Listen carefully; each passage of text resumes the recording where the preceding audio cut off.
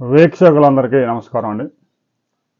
ముఖ్యంగా అమరావతి రాజధాని మీద అనేక అపోహలు క్రియేట్ చేస్తూ ఉన్నారు. ఎందుకంటే గతంలో 2014 నుంచి 2019 దాకా అధికారంలో ఉన్న తెలుగుదేశం ప్రభుత్వం అమరావతి రాజధాని గ్రాఫిక్స్ చూపించారు, రాజమౌళిని తీసుకొచ్చారు, సింగపూర్ అన్నారు, కన్సార్డియం అన్నారు, చివరికి 4 బిల్డింగులు కట్టేసి వదిలేశారని చెప్పేసి మరలా ప్రచారం చేస్తూ ఉన్నారు. 2014 నుంచి 2019 మధ్య కాలంలో 5 ఏళ్ల కాలంలో హైదరాబాద్ నుంచి పరిపాలన మొత్తం అమరావతికి వెలగపూడికి తరలించడానికే 2.5 సంవత్సరాలు పట్టింది. భూసేకరణ 45 రోజుల్లోనే 34,000 ఎకరాలు సేకరించారు. ఇది భారతదేశంలోనే కాదు, ప్రపంచంలో కూడా ఒక రికార్డు. ఆ తర్వాత 2017లో నిర్మాణాలు ప్రారంభించారు. ఆల్ ఇండియా సర్వీస్ క్వార్టర్స్ దాదాపుగా 95% పూర్తయ్యాయి. కన్స్ట్రక్షన్ వర్క్ అంతా పూర్తయింది, ఫినిషింగ్ వర్క్ తప్ప. వెలగపూడిలో సచివాలయం నిర్మించారు, అసెంబ్లీ భవన్ వచ్చింది, శాసనసభ వచ్చింది, 5,000 మంది ఎంప్లాయీస్కి సచివాలయంలో జాబ్ చేసుకునే విధంగా అన్ని మౌలిక సదుపాయాలు క్రియేట్ చేశారు. ఇక తాజాగా 2024 నుంచి మరలా అమరావతి రాజధాని పనులు ప్రారంభమయ్యాయి. అమరావతి రాజధానిలో 2019 నుంచి 2024 దాకా అప్పటి ముఖ్యమంత్రి పెంచిన కంప పీకడానికే 36 కోట్ల రూపాయలు ఖర్చు అయింది. దాన్ని బట్టి అర్థం చేసుకోండి ఏ విధంగా వాళ్ళు అమరావతిని అభివృద్ధి చేశారు. ఇక కూటమి ప్రభుత్వం అధికారంలోకి వచ్చినాక మొత్తం 4-5 నెలల పాటు అంతా వర్షాకాలం కాబట్టి ఇక పనులు కూడా ముందుకు సాగలేదు. ఆ టెండర్స్ గతంలో పిలిచిన టెండర్స్ క్లోజ్ చేయడానికి చాలా సమయం పట్టింది. ఆ కంప అంతా పిక్కొని ఇప్పుడిప్పుడే టెండర్స్ దాదాపు 43,000 కోట్లు పిలిచారు. పనులు కూడా ప్రారంభమయ్యాయి. ప్రధానమంత్రి శంకుస్థాపన అయితే మే 2వ తేదీ ఉన్న అమరావతిలో పనులు మాత్రం పెద్ద ఎత్తున ప్రారంభమయ్యాయి. ఒకవైపు కొండవీటి వాగు, మరొక వైపు పాలవాగు, వాటిని విస్తరించడంతో పాటు రిజర్వాయర్ల నిర్మాణం పనులు కూడా ప్రారంభమయ్యాయి. దీంతోపాటు ఇప్పటికే 37 పనులకి టెండర్లు పిలిచి ఎలవనగా వచ్చిన వాళ్ళకి పనులు కూడా అప్పగించారు. వారు కూడా పెద్ద ఎత్తున జూన్ నుంచి వర్షాలు స్టార్ట్ అవుతాయి కాబట్టి ఇసుక, సిమెంటు, ఇనుము ఇవన్నీ అక్కడ తరలించడానికి ఇబ్బంది అవుతుంది కాబట్టి ముందుగానే ఏర్పాట్లు చేసుకోవాలని ప్రభుత్వం కూడా ఆదేశించింది. ఒకవేళ మేలో పనులు ప్రారంభమై జూన్లో వర్షాలు కాగానే ఆపడం కాదు, వర్షం పడితే వర్షం పడేటప్పుడు మాత్రమే ఆపుతారు కాసేపు. అంతేగాని వర్షాకాలం వచ్చింది కదా అని జూన్ నుంచి 4 నెలల పాటు పనులు నిలిపివేయడం సాధ్యం కాదు. కొన్ని పనులు అయితే 1.5 సంవత్సరాల కాలం, ఇప్పటికే 90% పూర్తయిన బిల్డింగ్స్ అయితే 1 year. ఇక సిఆర్డీఏ కార్యాలయం అయితే మరో 2 నెలల్లో పూర్తిగా పోతుంది. మరికొన్ని పనులకి 24 నెలలు. అలాగే 40 అంతస్తులు 44 అంతస్తుల బిల్డింగ్లకి అయితే 36 నెలల డెడ్ లైన్ పెట్టారు. 36 నెలల్లో 66,000 కోట్లతో అమరావతి రాజధాని పనులు పూర్తి చేస్తామని మంత్రి నారాయణ, ముఖ్యమంత్రి చంద్రబాబు నాయుడు స్పష్టంగా చెప్పారు. అయితే చాలామంది డౌట్ ఏంటంటే అమరావతిలో ఫస్ట్ ఫేజ్లోనే ఒక 60,000 కోట్ల పైగా ఖర్చు, ఇక రెండో ఫేజ్లో మరో 40,000 కోట్లు, మొత్తం 1,00,000 కోట్ల దాకా ఖర్చు చేస్తూ ఉన్నారు. బాగానే ఉంది. అమరావతిలో ఎంప్లాయ్మెంట్ క్రియేషన్ కనుక జరగకపోతే అక్కడ నివాసం ఉండేది ఎవరు అని ప్రశ్నిస్తూ ఉన్నారు. అమరావతిలో ఇప్పటికే 2 పెద్ద యూనివర్సిటీలు ప్రారంభమయ్యాయి. 1,200 మందికి ఎంప్లాయ్మెంట్ వచ్చింది. సచివాలయంలో 5-6 వేల మంది ఎంప్లాయీస్ పనిచేస్తున్నారు. 2 నెలల తర్వాత సిఆర్డీఏ కార్యాలయం పూర్తయితే సిఆర్డీఏ కార్యాలయంతో పాటు దానికి అనుబంధంగా ఉండే మరో 12 శాఖల కార్యాలయాలు కూడా అందులో రాబోతున్నాయి. 5,000 మంది ఎంప్లాయీస్ అక్కడ పనిచేయబోతున్నారు.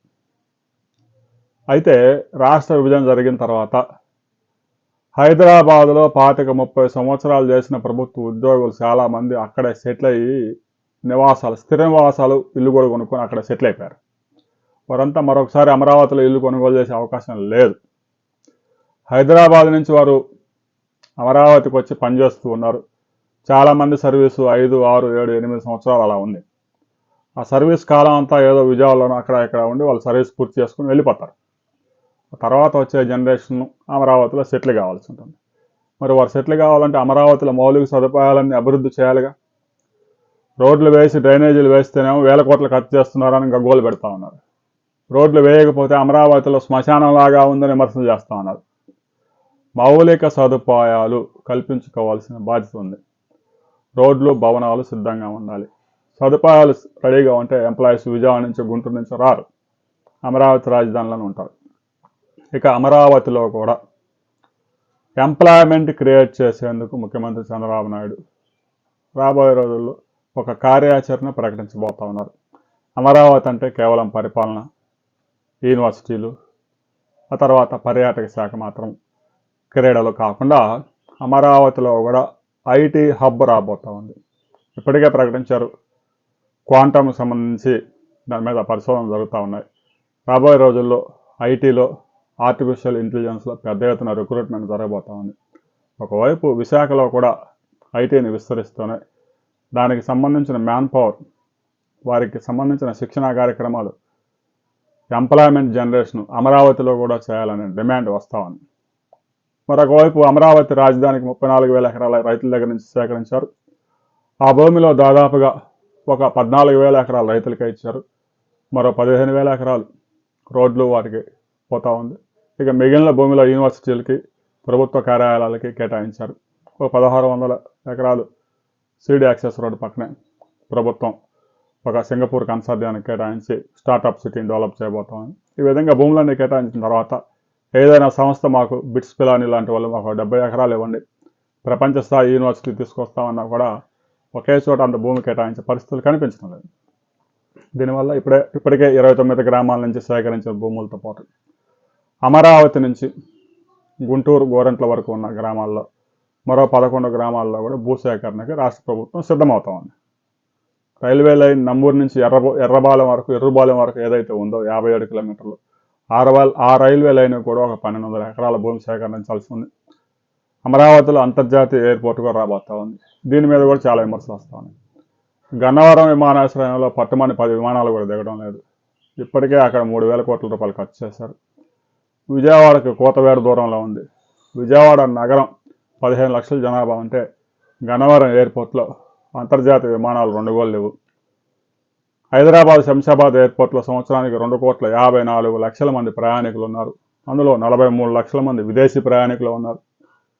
గన్నవరం ఎయిర్పోర్ట్లో తిప్పి కొట్టినా కూడా మొత్తం మీద సంవత్సరం మొత్తం కలిపినా కూడా 40 లక్షల మంది ప్రయాణికులు కూడా ఇంకా లేరు. 10 లక్షల ప్రయాణికులు దాటడమే కష్టంగా మారింది. ఇలాంటి పరిస్థితుల్లో అమరావతిలో అంతర్జాతీయ విమానాశ్రయం అవసరమా అని ప్రశ్నిస్తా ఉన్నారు. అమరావతిలో అంతర్జాతీయ విమానాశ్రయం అనగానే అమరావతిలో అంతర్జాతీయ విమానాశ్రయం రాదు. ఇప్పటి నుంచి ప్రయత్నాలు ప్రారంభిస్తే 12 సంవత్సరాల తర్వాత ఆ పనులు పూర్తవుతాయి. భూసేకరణకే 2 సంవత్సరాలు 3 సంవత్సరాల సమయం పట్టింది. ఆ తర్వాత టెండర్లు పిలుచుకోవడానికి మరొక సంవత్సరం పట్టింది. పనులు ప్రారంభించడానికి 1 సంవత్సరం పట్టింది. పనులు పూర్తి చేయడానికి 3 సంవత్సరాలు తీసుకుంటారు. ఇప్పటి నుంచి ప్రారంభిస్తే రాబోయే 10 సంవత్సరాల తర్వాత, 12 సంవత్సరాల తర్వాత ఆ అంతర్జాతీయ విమానాశ్రయం మన కంటికి కనిపించింది. అయితే ఇప్పటి నుంచే గగ్గోలు పెడతా ఉన్నారు. దానికి ప్రభుత్వం పెద్దగా ఖర్చు చేయాల్సిన అవసరం లేదు. భూసేకరణ మటుకు చేస్తారు, థర్డ్ పార్టీకి ఇస్తారు. వాళ్ళే అంతర్జాతీయ విమానాశ్రయం నిర్మించడం, నిర్వహించడం, 25 సంవత్సరాల తర్వాత బదిలీ చేయడం జరుగుతుంది. దానికి పెడవాదులు దానికి రకరకాల అడ్డాలు తీస్తూ ఉన్నారు. 150 కిలోమీటర్ల పరిధిలో ఇంకొక విమానాశ్రయం రావడానికి వీల్లేదు కదా గన్నవరానికి. అమరావతి రాజధాని అంతా 40 కిలోమీటర్ల పరిధిలోనే ఉంది కదా, మరో విమానాశ్రయం ఎలా పెడతారని ప్రశ్నిస్తూ ఉన్నారు. రాబోయే రోజుల్లో అమరావతి మీద అనేక ప్రశ్నలు ఉత్పన్నమవుతా ఉన్నాయి. అమరావతిలో కూడా ఎంప్లాయ్మెంట్ జనరేషన్ మీద ప్రభుత్వం మరింత దృష్టి పెట్టాలి. హైదరాబాద్ అంతగా అన్ని వైపులా విస్తరించిందంటే ఒకవైపు ఫార్మా, మరొక వైపు ఐటీ రంగం, మరొక వైపు ఐటీఈఎస్, మరొక వైపు పర్యాటకం, మరొక వైపు సినిమా పరిశ్రమ. ఆ విధంగా అన్ని పరిశ్రమలు అక్కడ డెవలప్ అయ్యాయి కాబట్టి, ఎంప్లాయ్మెంట్ జనరేట్ అయింది కాబట్టి, పనిచేసేవాడికి పని దొరుకుతుంది కాబట్టి లక్షలాది మంది హైదరాబాద్కు చేరుకున్నారు. అమరావతికి రావాలన్నా కూడా పని చేసేవాడికి పని దొరకాలి, ఉద్యోగం చేసేవాడికి ఉద్యోగం దొరకాలి, నివాసం ఉండడానికి సరైన సదుపాయాలు ఉండాలి. ఇవి లేకుండా అమరావతి రాజధానిని అమరావతి, మంగళగిరి, తాడేపల్లి, గుంటూరు, విజయవాడ మెగా సిటీ చేస్తాము అని ప్రకటించడం అంటే కేవలం ప్రభుత్వ భవనాలు నిర్మించగానే అది మెగా సిటీ అవ్వదు. దాదాపు అమరావతి, గుంటూరు, విజయవాడ, మంగళగిరి పరిసర ప్రాంతాల్లో రాబోయే రోజుల్లో ఒక 10 లక్షల ఉద్యోగాలు క్రియేట్ చేయలేకపోతే అమరావతి రాజధానిలో ఎంప్లాయ్మెంట్ జనరేషన్ కనుక జరగకుండా ఉంటే అక్కడ నివాసం ఉండటానికి ఎవరు రారు, పని లేని చోటుకు వచ్చి ఎవడు ఉన్నాడు? పని చేసేవాడికి పని కావాలి, ఉద్యోగం చేసేవాడికి ఉద్యోగం దొరకాలి.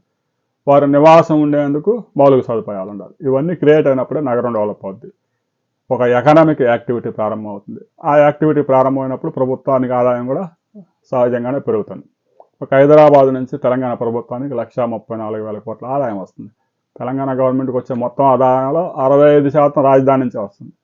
భవిష్యత్తులో అమరావతిని కూడా బాగా డెవలప్ చేసుకుని ఎంప్లాయ్మెంట్ జనరేషన్ చేసుకుంటే ఆంధ్రప్రదేశ్ ఆదాయం కూడా రాజధాని, ఈ మెగా సిటీ ఏదైతే భావిస్తున్నారో అమరావతి రాజధాని, గుంటూరు, విజయవాడ పరిసర ప్రాంతాల్లో 1 కోటి మంది జనాభా తయారు చేయడం పెద్ద కష్టమేం కాదు. ఆల్రెడీ గుంటూరులోనే 10 లక్షల జనాభా ఉన్నారు, మంగళగిరిలో 2 లక్షలు ఉంటారు, తాడేపల్లిలో 1,00,000 పైన ఉన్నారు, విజయవాడలో 15 లక్షలు ఉన్నారు. అమరావతి రాజధానిలో మరో 20-30 లక్షల మంది జనాభా వస్తే మెగా సిటీ అవుతుంది, అందులో అనుమానం లేదు. 1 కోటి మంది జనాభాకి ఒక అంతర్జాతీయ విమానాశ్రయం అవసరం ఉంటుంది. రాబోయే రోజుల్లో అమరావతిలో ఎంప్లాయ్మెంట్ జనరేషన్ మీద ప్రభుత్వం ఒక కీలక నిర్ణయం తీసుకుపోతా ఉంది. దీని మీద ఒక విధాన రూపకల్పన జరుగుతూ ఉంది. మరిన్ని వివరాలు మనకు అందిన తర్వాత దాని గురించి మనం మరో వీడియోలో తెలుసుకుందాం.